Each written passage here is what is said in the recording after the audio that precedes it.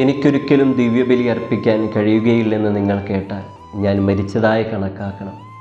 വിശുദ്ധ ഫ്രാൻസിസ് സേവ്യറിൻ്റെ വാക്കുകൾ. ഇന്ന് വിശുദ്ധൻ്റെ തിരുനാളാണ്. ഏവർക്കും തിരുനാളിലെ പ്രാർത്ഥനകളും ആശംസകളും നേരുന്നു.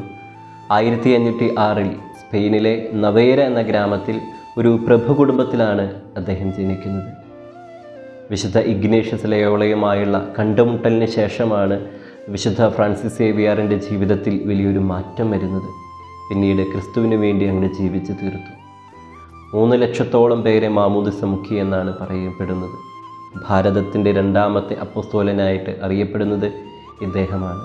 പ്രിയം നിറഞ്ഞവരെ, ഇന്ന് ഈ വിശുദ്ധാത്മാവിൻ്റെ തിരുനാൾ നമ്മൾ ആചരിക്കുമ്പോൾ, ഓർക്കുമ്പോൾ ഒരു മിഷൻ തീക്ഷ്ണത നമ്മുടെ ഉള്ളിലുണ്ടോ എന്ന് ചിന്തിക്കുക. മാമോദിസ സ്വീകരിച്ച ഓരോ വ്യക്തിയുടെയും ദൗത്യമാണ് ക്രിസ്തുവിനെ മറ്റുള്ളവർക്ക് കൊടുക്കുക എന്നത്. പ്രിയം നിറഞ്ഞവരെ, നമ്മളോട് തന്നെ ചോദിക്കുക, ഞാൻ എത്രത്തോളം ക്രിസ്തുവുള്ള വിശ്വാസം ജീവിക്കുന്നു? ആ വിശ്വാസത്തെ ഞാൻ മറ്റുള്ളവർക്ക് പകർന്നു കൊടുക്കുന്നുണ്ടോ? ഞാനായിരിക്കുന്ന ജീവിത മേഖലകളിൽ ഈശോയെ കൊടുക്കുക, ഈശോയെ മറ്റുള്ളവർക്ക് കാണിച്ചു കൊടുക്കുക.